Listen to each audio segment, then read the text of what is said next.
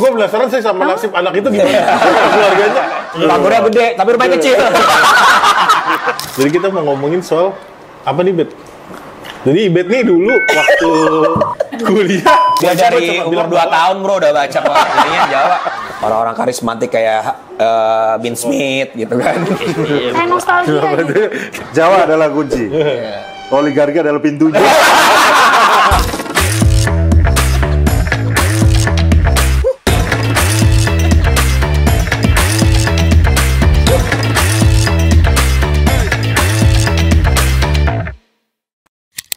Udah. Nongkrong lagi bareng Will dan Mamut di sini. Harus pura-pura bahagia di tengah kelelahan di bawah rezim. Udah lama nggak syuting guys, gara-gara banyak teman-teman kita yang lagi transisi kekuasaan. Jadi. Yes. Cuma Anda yang tidak dapat ya? Iya, semua yang dapat. Anda mengkritik pemerintah Emang mulu aja. sih. Emang gue doang nih nggak dapet nih, padahal deket banget kita sama kekuasaan. Kita di tempat rezim sekarang. Oh, iya. Kita ngomongin apa nih, Cok? Kita perkenalkan dulu. Ya kan temen Kebetulan lo, ini temen gue. temen UI lo Kali itu ini kan. podcast UI Connection. Oh, iya, iya. Politik Connection, UI Oh, Politik iya, Connection. iya. Di sebelah gue ada, siapa nama lu, Ceh? Ya, halo gue Ibet. Ya. Namanya Elizabeth. Sebenarnya gue mau bahas yang lain sih soal Ibet gitu, tapi nggak jadi lah. Ntar aja lah. Ini nanti berhubungan dengan channel yang membahas politik lainnya. Sebelahnya lagi ada Reno Koconegoro. Rento Konconegoro atau yang biasa saya sebut Reno aja. Reno aja. Soalnya nama apa? Nama panggungnya dia nggak layak tayang. Censorship. Sensorship. Jadi kita mau ngomongin apa di sini? Ya lo kan host utamanya, gue pendamping aja. Anak anjing. Jadi kita mau ngomongin soal apa nih, Bet? Jadi Ibet nih dulu waktu kuliah. Jadi gini, Ibet itu waktu Lo makin lama kuliah. makin cringe aja. Iya anjir, keren. Ya, lanjut. Dalam banget syuting. Ah. Jadi Ibet ini waktu kuliah tuh dia orang Batak yang concern banget sama budaya Jawa. Oh, kenapa tuh? Orang Batak Malu gitu. gue yang gitu. Tapi concern banget sama gue pernah podcast sama dia berdua doang yang Oh yang podcast lo waktu cuma 73 subscriber yang itu ya? paling cuma berapa puluh yang Iya, nonton iya, itu. iya. Ya itu waktu itu ngomongin soal Jawa. Nah kita mau bahas lagi. Kalau Reno emang Jawa Toto gitu. Oh Jawa Toto. Oh gitu. Lu dari mana asalnya? Jawa Tengah. Jawa Tengah. Kurang Jawa apa? Center of Java dia. Dia menganggap dirinya adalah Ratu Adil. Gitu. Turunan dari Gajah Mada katanya. Nggak jelas. Itu mau ngomongin politik Jawa. Karena sebenarnya ini telat banget. Ini wacana ini udah mau kita obrolin semenjak ada seorang ketum partai yang nyebut raja-raja Jawa ini harus di manage gitu. Bahasanya gimana sih kemarin waktu itu? Lu jangan diem aja dong. Sekarang lu narasumber aja. Enggak, ini ya banyak yang mengatakan Raja Jawa kan banyak. Iya. Tulisan Machiavelli Jawa segala macam kan juga banyak. Oke, gua mau mulai dengan ini. Maksudnya seberapa relevan terminologi Raja Jawa di politik sekarang ini? Mungkin dari lu dulu. Yang praktisi dulu lah. Praktisi Jawa ya. Kalau saya pribadi, Iya, konsep Raja Jawa di Ya biarin dia jelasin dulu dong, Bapak ngotong mulu. Iya. Enggak, kalau gue sih ngelihatnya nggak ada yang khas sebetulnya ya. Kalau gue lihat selama ini. Jadi sebetulnya watak kekuasaan itu kan sama aja. Inginnya desentralisasi meskipun ya kita ingatlah tulisan Ben Anderson tahun 60-an ya. Yeah. Itu kekuasaan Jawa tuh berbeda dengan kekuasaan Barat. Kalau Jawa tuh konkret, ada Wahyu ke Prabon gitu ya. Kalau Barat itu kan abstrak, ada hasil dari interaksi sosial. Tapi ada hal yang menarik di situ, dibilang kekuasaan Jawa itu tetap jumlahnya. Jadi kalau kita ingin melakukan sentralisasi kekuasaan yang di tempat lain itu harus dikurangi. Gitu. Tapi sebetulnya itu kan bukan khas Jawa sebetulnya. Semua kekuasaan wataknya ya begitu itu. Betul. Nah, selalu ingin mengumpulkan dan akumulasi kekuasaan. Begitu udah penuh, udah kuat ya dia akan semakin susah untuk digeser. Jadi sebetulnya kalau kekuasaan Jawa dilihat sekarang nggak ada yang khas menurut saya. Lebih kepada ornamen-ornamennya iya, tapi kalau wataknya di seluruh belahan dunia tuh menurut saya sama. Iya. watak dari kekuasaan. Lu Sama. gimana, Bet? Gua. Iyalah. Kenapa dia gugup banget ya? Nggak salah kalau misalnya ngomongin terms kekuasaan politik Jawa itu kan memang beda banget ya sama ala Barat yang tadi udah dijelasin lah sama Reno. Terakhir kekuasaan itu sebenarnya nggak butuh keabsahan kalau orang Jawa. Nggak butuh keabsahan maksudnya? Maksudnya kayak wahyu itu kan sesuatu. Ya itu nggak butuh legitimasi yang seperti itu. Terus kemudian kekuasaan itu kan karena ke pusat jadi akan berangsur-angsur tuh melemah kalau dia nggak dekat dengan penguasanya. Jadi nggak ada batasan. Kalau misalnya ala Barat jelas ya demokrasi, trias politika, legislatif, yudikatif, eksekutif. Tapi kalau di Jawa tuh pusatnya di mana? Gitu. Cuman sama kalau kita ngomongin politik Jawa gitu ya hari ini. Tadi kita sempat ngobrol-ngobrol kalau mungkin ya udah selesai lah di zamannya Benedict Anderson gitu ya. Zaman Orba yang menggunakan atau Orba dan Orla ya, terutama menggunakan terms kekuasaan seperti Raja Jawa gitu. Cuman kalau ditarik omongannya Bahlil gitu tentang Raja Jawa itu kalau menurut gue ya pribadi kurang mencerminkan apa yang terjadi di era Soekarno dan Soeharto. Itu kayak hal yang berbeda gitu. Mungkin karena sama-sama orang Jawa gitu kan dari Solo atau bahkan mungkin menggunakan kekuasaan gitu ya dengan sebegitunya kayak gitu. Walaupun ya kalau kita obrolin banyak hal banyak bedanya kayak gitu. Mungkin kalau misal satu hal yang penting juga kayak ada sisi di mana Pak Jokowi itu dianggap kurang Jawa nih. Ya, jadi bayangin 2 periode. Ini yang nganggap kurang Jawa siapa? Karena kalau publik taunya tuh dia Jawa banget kan sebenarnya. Iya, maksudnya Jawa dalam artian dia kurang suka hal yang berbau filosofi. Jadi dari 2 periode dia menjabat jadi presiden, baru 1 kali nih nanggep wayang waktu menuju ke periode kedua. Itu pun karena sempat didesak lah, ayo Pak kalau misalnya menang nanggep Jawa. Karena sebenarnya kalau saya baca di bukunya Benedict Anderson, salah satu pemanggilan kekuasaan itu yang pertama tuh biasanya nanggep wayang di istana. Itu yang selalu dilakuin oleh presiden-presiden sebelumnya. Atau bahkan Megawati sama Abdurrahman Wahid pernah nanggep. Seingat gue nanggep. Terus nanggep wayang. Terus kemudian yang telat nanggep dalam tanda kutip ya Pak Jokowi gitu. SBY nanggep dulu. SBY juga nanggep seingat gue gitu. Tapi yang Pak Prabowo nih kayaknya kita belum lihat ya. Beliau apakah udah nanggep wayang? Saya sih tunggu ya. Di sini lu ngomong langsung. Tapi lo berharapnya sebagai orang yang concern Jawa dia nanggep wayang juga. Apa sebenarnya memang maksud gua bukan kan concern kali ya, pecinta. Pecinta ya lo pecinta wayang gitu kan. Iya, Lo orang Batak. Orang Batak cinta Jawa tuh. Kalau ekspektasi lo seharusnya nanggep wayang. Karena maksudnya selain ya preserving cultural aja sih, walaupun banyak yang bilang ya mesti jauh-jauh terus ya, gitu. Tapi ini satu hal aja. Itu biasanya bentuk pemanggilan kekuasaan tuh. Kalau dipercaya. Kenapa nggak tarik tortor aja sebagai orang Batak? Ya Kenapa Jawa? beda means lah kan kalau lakon-lakon yang dipilih itu biasanya yang mendukung penguasa gitu. Jadi harus inline sama apa yang mau ditampilkan oleh presidennya gitu. Nggak tahu ya, mungkin Mas Gibran boleh nanggep wayang gitu kita dengan senang. Lo ada vendornya. dia penyedia jasa vendor wayang. Kontak pepadi gitu kan. Itu pasti banyak lah yang ahli-ahlinya gitu. Lu gimana dong ngeliatnya? Emang Jokowi kurang Jawa berarti?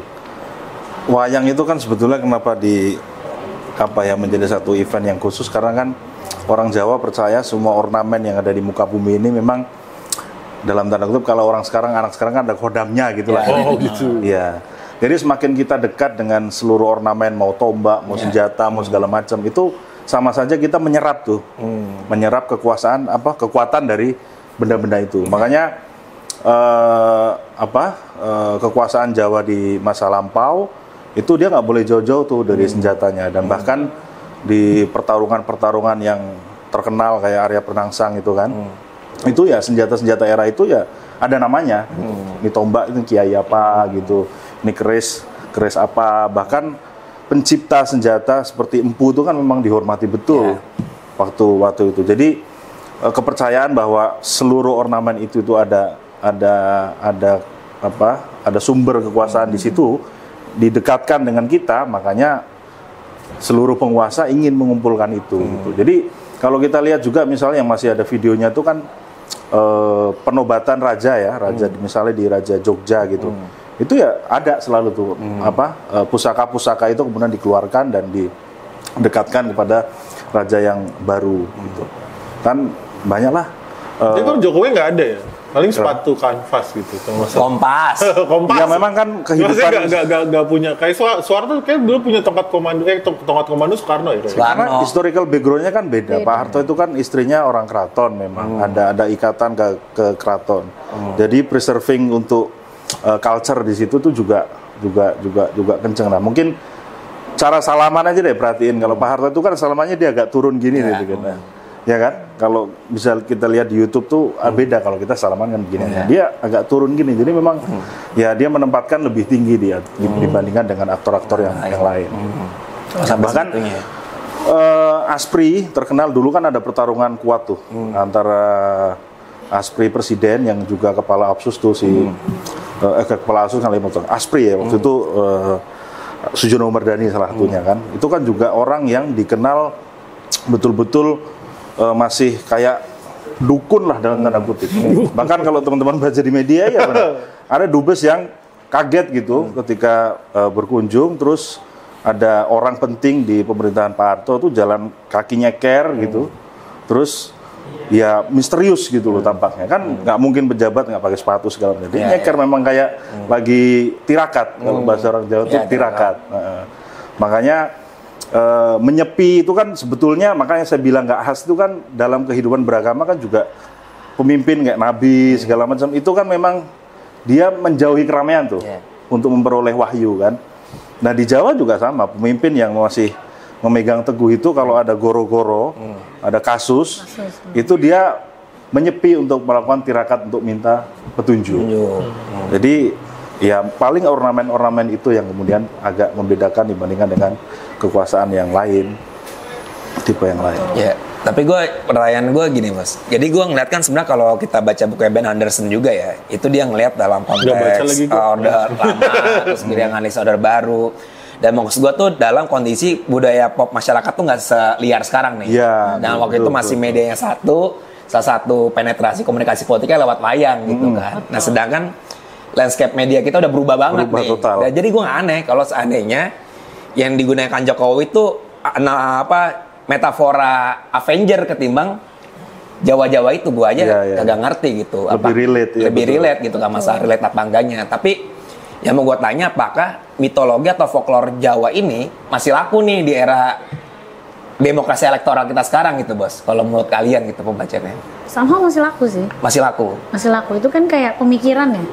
Itu tentang gimana memandang kekuasaan gitu. Terus cerita-cerita itu tuh masih punya power banget kalau menurut saya ya. Cuman mungkin nggak aplikatif dalam politik keseharian mungkin gitu. Contohnya Bet? Apanya? Contohnya misalnya mungkin buat Gen Z gitu kan yang ya kalau mungkin lo bukan orang Jawa dan tinggalnya di daerah dan suka nonton wayang, kayaknya nggak bakal relate. Lebih relate yang tadi mungkin nama Avenger atau bahkan gitu, kucingnya Prabowo gitu loh. Ya maksudnya lebih ada something yang bisa ini sama nih kayak gue mau kayak gitu, kayaknya agak sulit gitu. Jadi mungkin kalau buat ilmuwan politik gitu ya, kemarin sempat statementnya Bahlil Raja Jawa itu lebih kayak metafora gitu, atau misalnya ada hal nggak sih yang bisa kita teliti lagi dari perubahan zaman ini gitu kan? Ini kan bener-bener kontras gitu ya. Apakah ini masih relevan gitu? Mungkin somehow gue juga ngerasa ya tulisan Ben Anderson tuh sangat menginspirasi ya dan menggambarkan pada masa sebelum reformasi banget.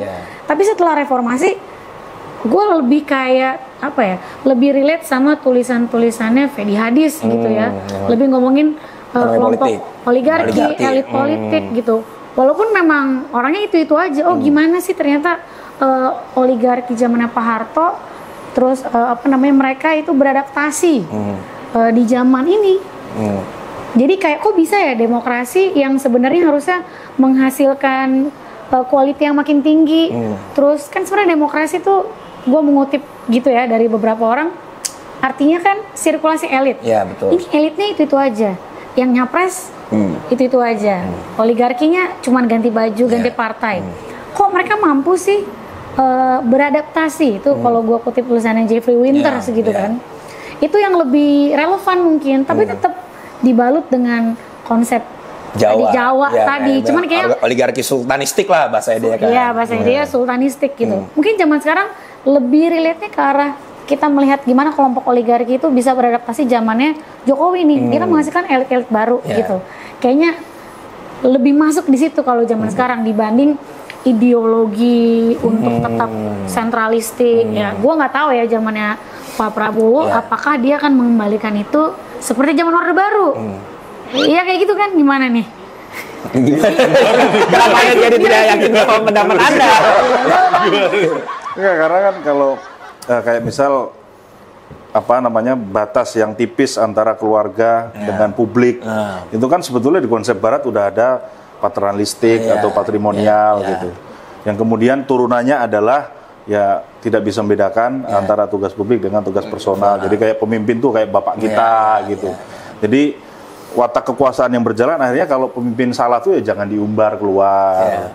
Kritik tuh ya jangan keras-keras. Apapun ini bapak kita. Kita makan itu ya dari keringat bapak kita. Itu kemudian disambungkan sosok bapak yang demikian yang harus kita hormati betul jadi kepala negara gitu. Makanya di Jawa kan memang dalam konsep keluarga ada namanya mikul dhuwur mendem jero. Jadi jagalah nama baik orang tua. Kalau ada persoalan di dalam aib keluarga segala macam, ya itu disimpan dalam-dalam.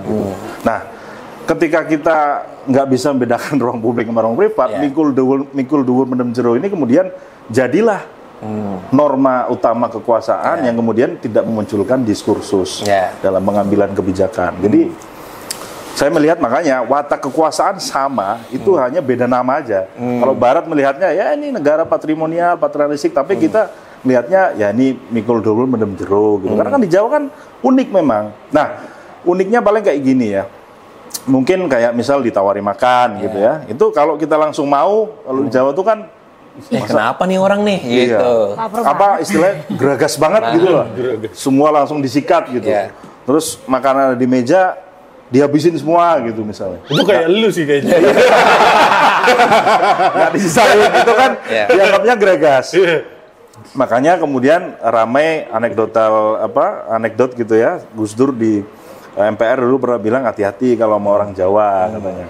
Kalau bilang monggo katanya, itu 1 dikasih 4 dipegang.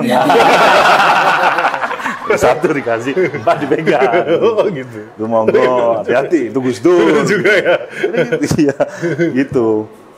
Ada hal-hal yang memang unik, tapi esensinya sebetulnya kalau kita bicara soal kekuasaan ya sama. Sama aja ya, sebenarnya karakternya ya. Mengarah untuk sentralisasi kan. Kan raja-raja di Eropa juga kayak berbeda, gitu. Sama juga. Semua sumber daya dikeruk, dinikmati keluarganya, di Rusia juga sama, Cina juga begitu, sama. Berarti Ben Anderson cuma genit aja dia sebagai Indonesianis cari bumbu-bumbunya kan kayak gitu kan. Ya tapi maksud gue berarti emang nggak tahu ya kalau misalnya lu bilang kayak gitu, berarti kan banyak yang bilang, bukan banyak sih, ada beberapa yang bilang bahwa konsep demokrasi nggak sesuai dengan budaya Jawa. Ya berarti kalau dengan kata-kata seperti itu gimana? Dengan konsep seperti itu maksudnya apa emang betul gitu bahwa sebenarnya konsep yang lebih egaliter tuh nggak cocok di tanah Jawa atau bahkan di Indonesia gitu? Ya somehow kan Indonesia berproses ya. Dari zaman Bung Karno ya ganti-ganti bentuk pemerintahan sampai akhirnya dia udah frustasi, keluarlah demokrasi terpimpin, semua terpusat di bawahnya kan pengen nunjukin dia kayak Raja Jawa.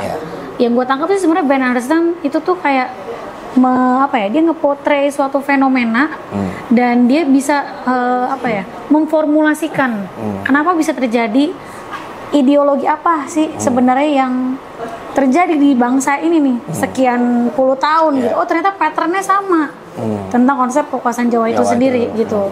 Karena salah satu yang bikin gue dulu ya, ini kita muridnya Bu Is ya. Kalau Bu Is ini sehat ya kan? Masih iya, udah telepon aja sekarang. Ya Bu Is, ya tadi karena kita masih berproses, somehow mungkin kita sangat didominasi dengan kebudayaan Jawa. Jadi itu sesuatu hal yang unik gitu loh, yang bisa ditonjolkan gitu. Makanya mungkin peneliti pada masa itu ya seputar itu semua gitu. Kalau zaman sekarang masih relate, cuman ya kalau gue pribadi kayaknya kita lebih ngomongin tentang bentuk oligarki baru, elit baru, apalagi zamannya Pak Prabowo ini. Iya, apakah balik lagi nih? Seperti zaman dulu, kita nggak tahu, lebih menarik.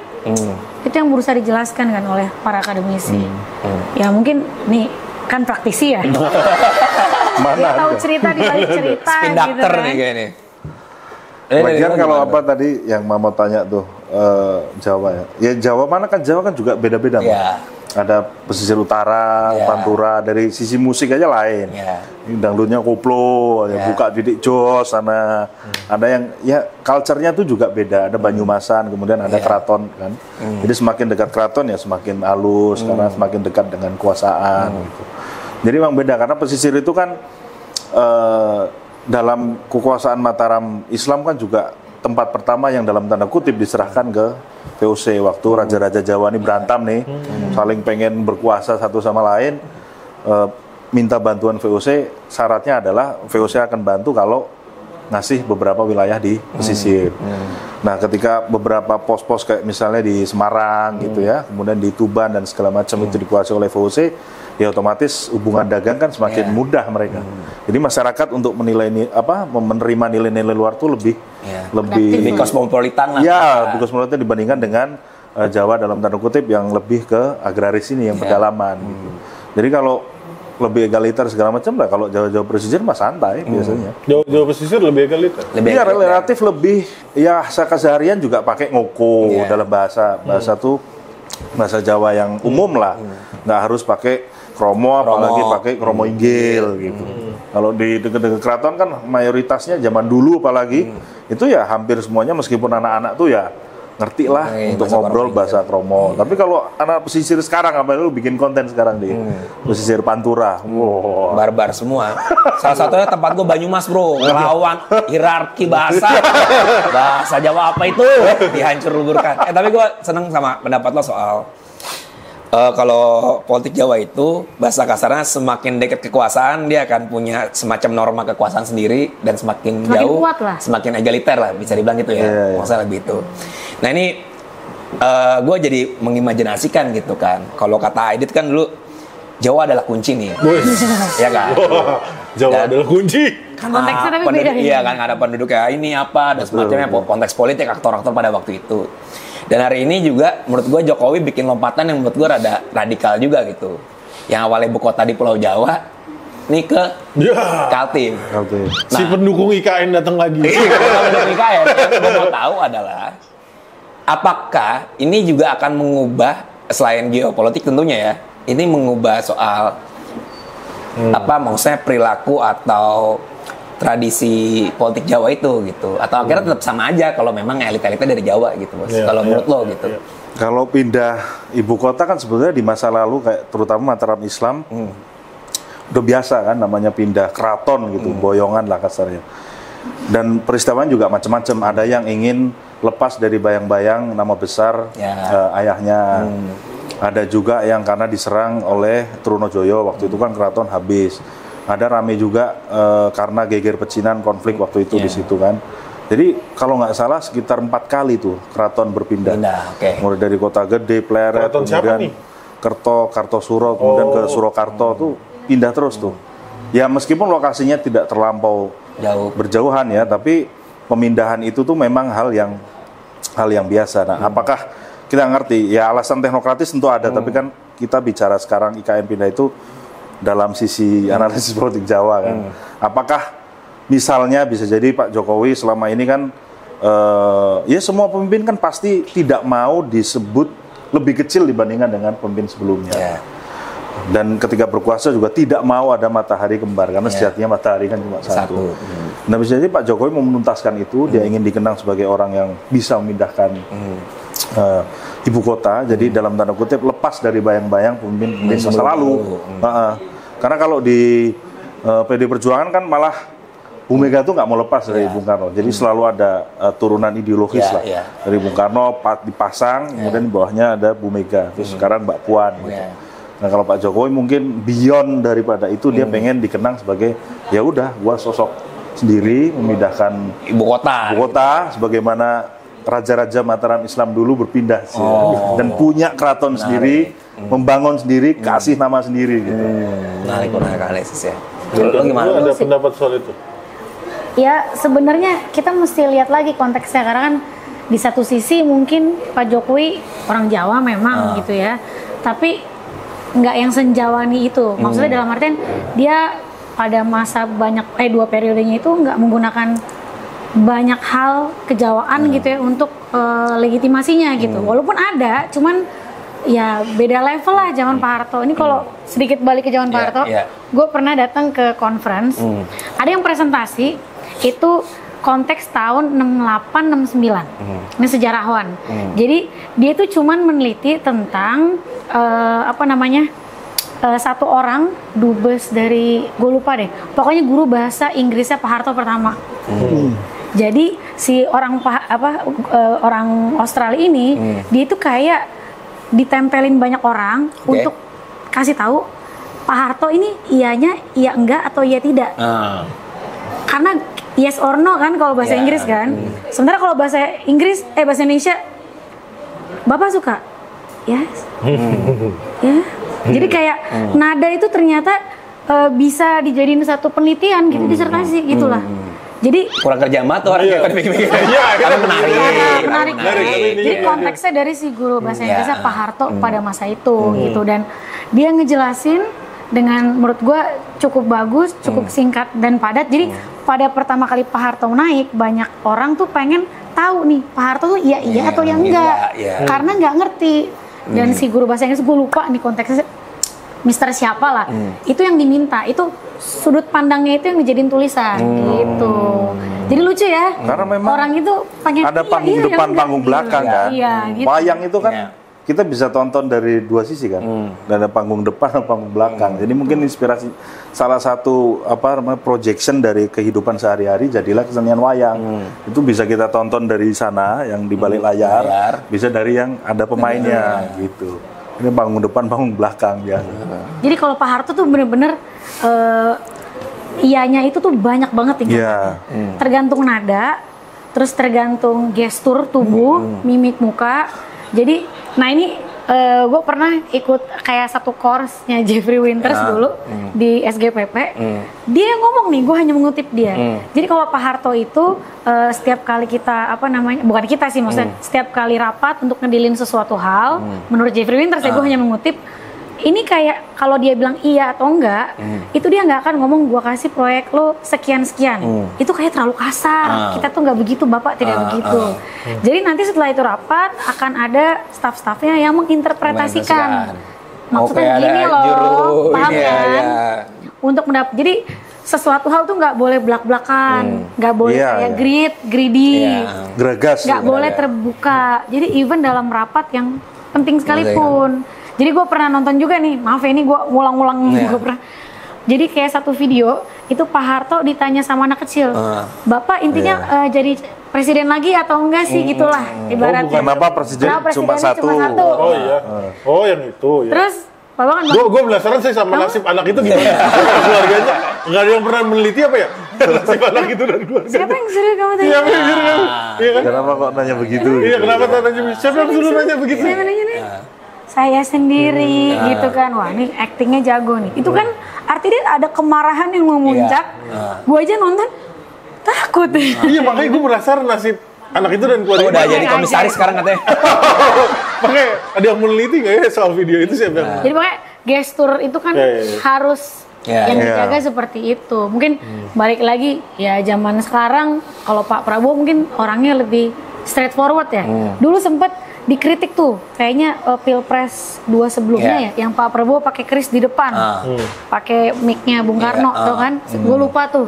Itu kan banyak yang bilang nih nggak njawani. Ya, karena keris taruh di belakang. Harusnya taruh di belakang, gimana sih nih? Apa kurang mengenal konsep budaya Jawa? Tuh banyak yang komen gitu. Tapi gue nggak tahu nih apakah ya kalau bisa sih ada nanggep wayang ya, jadi kita bisa langsung vendor masuk ini. Betul kalau Instagram nanggep wayang lu pasti mau nonton apa lu? Lu tonton lo ya. At least maksudnya itu memberikan sinyal. Dia pengen membuat legitimasi sesuatu lewat lakon. Abis ini suruh Pak Prabowo nanggep wayang abis ini. Ini sebelum terakhir kok. Ini menarik nih yang soal jangan langsung gitu ya. Karena kalau di Mataram tuh kan pendirinya kan Panembahan Senopati itu. Dia nggak mau pakai gelar sultan dan semacamnya secara langsung. Karena dia mau menghormati pendahulunya yang ngasih tanah di situ. Jadi Sultan Hadiwijoyo masih bergelar sultan, dia nggak mau tuh pakai gelar itu. Nah, gua ngelihat persis kayak apa yang terjadi ketika tahun 65. Tuh Pak Harto nggak mau tuh. Langsung disebut sebagai menggantikan Bung Karno. Iya, betul. Pelan-pelan dia. Pertama aku minta Super Semar dulu. Jadi dia bubarin ABCD, wong diperintah Bapak, ya kan? Habis itu meskipun Nawaksara dalam tanda kutip ditolak MPR, dia juga nggak mau langsung jadi presiden. Pejabat presiden dulu.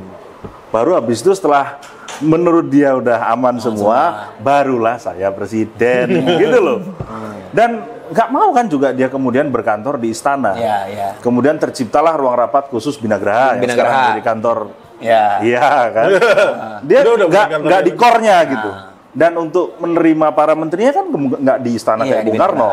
Dia tidak mau ditampilkan sebagai ini yang gantiin Bung Karno. Enggak, gua tuh lebih kecil dari Bung Karno. Gitu Jawa kan kayak gitu. Makanya terciptalah cendana. Jadi terima menteri itu ya di rumah. Saya nggak di istana, tidur di cendana, pagar paling semeter, ya kan? Nggak seperti rumah Pak Dana.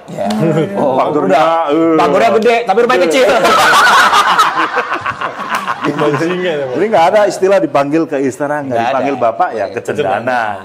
Nah, apakah sekarang dipanggil ke Kertanegara, apakah sama kan gitu? Atau dipanggil ke mana? Ican. Hambalang, Hambalang. Gitu loh, nggak ke istana gitu. Gue sebelum terakhir mungkin gue gara-gara tadi barusan dengerin soal revolusi Prancis ya. Apakah sebenarnya dalam tanda kutip ya banyak di masyarakat kerinduan akan hadirnya banyak supremasi dari Kesultanan Jawa atau anggapan yang kita cerita atau anggapan terkait dengan revolusi Prancis kan ngebebat. Nggak, justru itu gue mau bilang Justru kita nggak pernah mengalami revolusi Prancis karena yang ada adalah kerajaan Jawa dibantainya sama kolonial kan. Bukan direvolusi sama rakyatnya sendiri yang udah sengsara. Jadi makanya mungkin romantisasi masa kerajaan itu dibanding masa penjajahan jadi lebih tinggi. Jadi maksudnya kayak lu tuh masih ngerasa bahwa kerajaan Jawa atau kerajaan pada masa Jawa adalah jawaban dari majunya peradaban Indonesia gitu. Itu lu sepakat nggak dengan pendapat kayak gitu? Maksudnya kita tuh nggak pernah ngalamin yang namanya revolusi, maksud gue itu. Makanya kerinduan akan jenis pemerintahan yang kayak kerajaan itu jadi muncul, jadi selalu ada dan selalu hidup gitu. Sebetulnya kalau lihat sejarah ada bukunya bagus tuh, di tulisannya Heather Sutherland dari akademisi di ANU Australia. Memang sejak awal Belanda nggak mau kita tuh jadi orang yang dalam tanda kutip radikal gitu. Jadi itu membedakan Belanda dengan negara penjajah lain. Dia mau menggunakan penguasa lokal untuk sebagai bridging ya antara kekuasaan kolonial dengan rakyat. That's why kemudian begitu setelah selesai era kerajaan, masuk era bupati, ya semua itu kalau bahasa sekarang dirawat dan dibina lah sama pemerintah kolonial. Itu kenapa selama ini buku sejarah kan hanya mengatakan kelahiran pemimpin tahun 1900-an ya. Itu lahir dari politik etis. Nah, Sutherland tuh bilang nggak cuma itu sebetulnya, kemunculan Bung Karno, Bung Hatta dan sebagainya. Bukan karena sekolah juga, maksudnya itu bukan satu-satunya faktor. Ada faktor lain yaitu kemerosotan kepercayaan rakyat kepada bupati. Dan salah satu sebabnya unik tuh. Jadi dulu nggak ada mobil, jadi bupati kalau berkunjung ke wilayah lain, ke Timur itu jalan kaki gitu, naik kuda segala macam. Nginepnya tuh ya di rumah rakyat. Belusukan lah kalau dalam bahasa sekarang. Jadi rakyat tuh merasa dekat dengan pemimpin. Nah, tapi begitu ketemu teknologi mobil masuk, kebiasaan turni atau touring ini nggak ada lagi. Nah, rakyat udah semakin merasa jauh dari bupati. Menarik. Terus kayak ini siapa nih? Ini bukan pemimpin gue lagi. Gue ketemu nggak pernah. Apa nggak pernah, jadi jauh. Nah, ketemu sama politik etis, jadilah momentum. Jadi ada keterputusan kontrol opini publik dari kolonial ke rakyat karena kemerosotan para bupati di tanah Jawa waktu itu, termasuk tanah Priangan gitu. Jadi momentumnya seru tuh di situ. Itu Sutherland tuh. Carilah bukunya. Lu Bet? Sebenarnya gue sih nggak sampai segitu dalamnya karena ini kan kayaknya Nggak, maksud gue dia dari umur 2 tahun bro udah baca kok ininya Jawa. Nggak, kalau gue sih lebih ke arah rakyat itu kayaknya lebih seneng tuh sama legitimasi akan datangnya Ratu Adil. Hidup kita itu kan kalau hari ini susah, besok pasti akan naik. Kalau kita lagi puncaknya pasti akan turun lagi. Hidup tuh ya nggak akan habis, cycle kehidupan kayak konsep Buddhisme gitu ya. Kan beda ya. Sama Abrahamik ada awal dan akhir. Kalau Buddhism kan semua tuh proses. Jadi kalau lu seneng, ya besok mungkin nggak seneng. Jadi it's okay. Nah cuman kayaknya masyarakat yang gua tangkap sih bukan kangen sama kerajaan sih. Legitimasi akan pemimpin yang negara berdaulat. Lebih karena cita-cita aja, bukan kayak orang-orang karismatik kayak Bin Smith gitu kan. Nostalgia gitu. Kenapa jadi ke arah sana? Gua ngeliat masyarakat kita tuh pengennya tuh nostalgia. Itu ada kayak paper terakhir gitu Ibu Ratri, itu nulis tentang otoritarian nostalgia. Iya. Menarik nih. Ini apa nih, bisa lo explore gak? Gue belum dengar. Otoritarian. Gue belum baca semuanya lah. Karena waktu itu gue ikutan course di UI3 yang ngajar tuh Bu Ratri. Nah dia itu kan PhD-nya di Amrik. Nah terus dia tuh meneliti tentang ini otoritarian nostalgia. Ya intinya apa?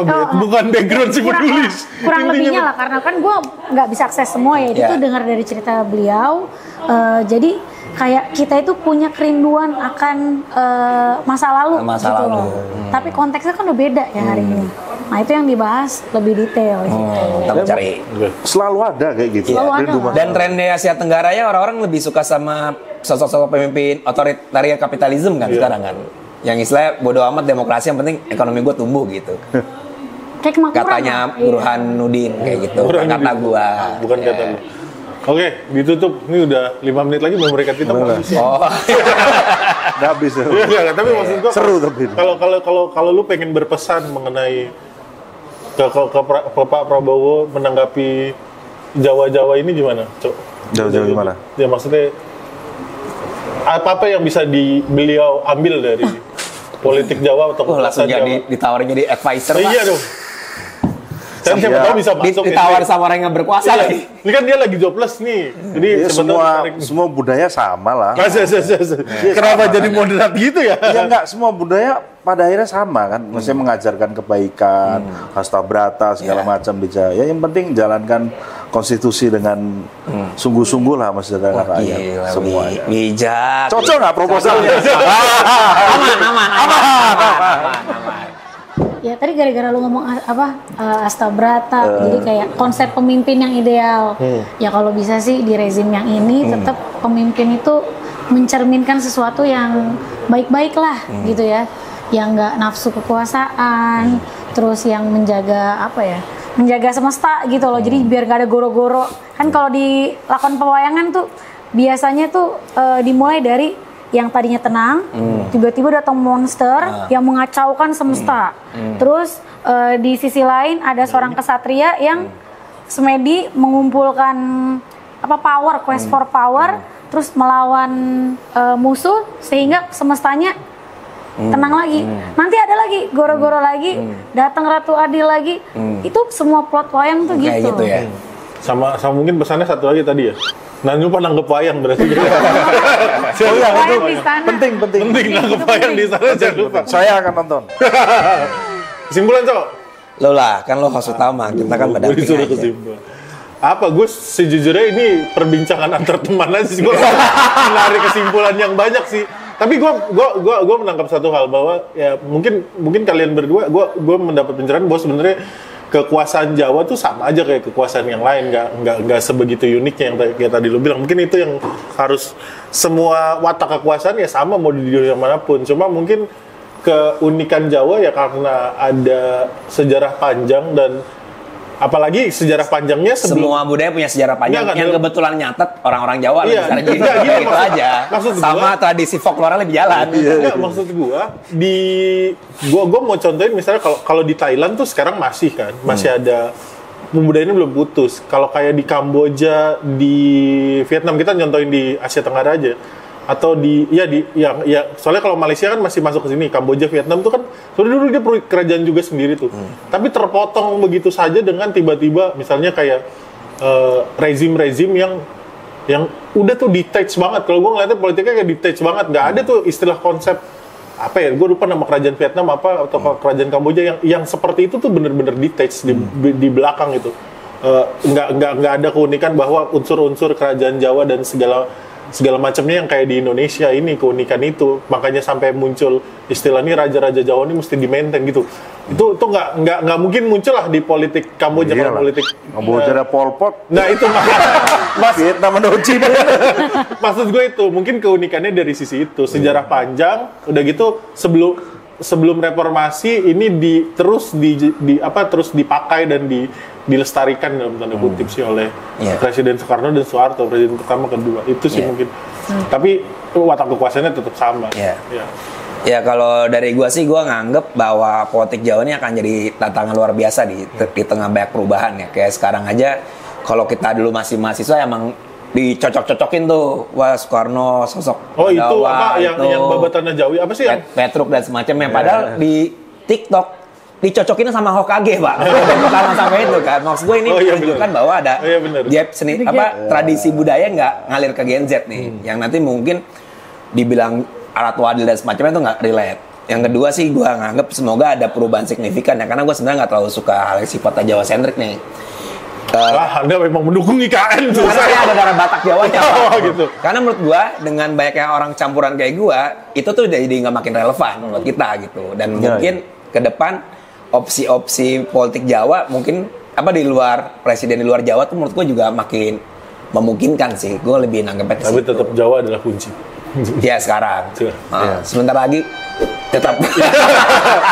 Oke. Jawa adalah kunci. Oligarki adalah pintunya. Oligarki adalah benar. Ya, paling itu guys. Thank you banget obrolannya walaupun singkat padat, semoga bermanfaat buat teman-teman semua. Bye bye. Jumpa lagi, bye bye.